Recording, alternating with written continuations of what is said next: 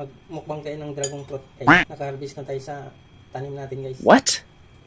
Joke lang. Binigay lang to, guys, ni Commander. Oh, wow, man. Natin yung hinarvest niya na dragon fruit. Mukhang matamis.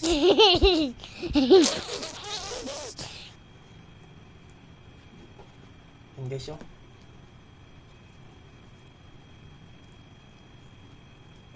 dragon fruit nga. Oh my god. Sarap.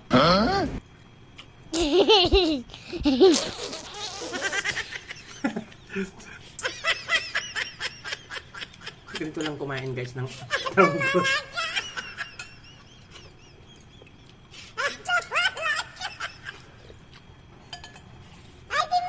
Pag social, kinukutsara pa to, pinagupit.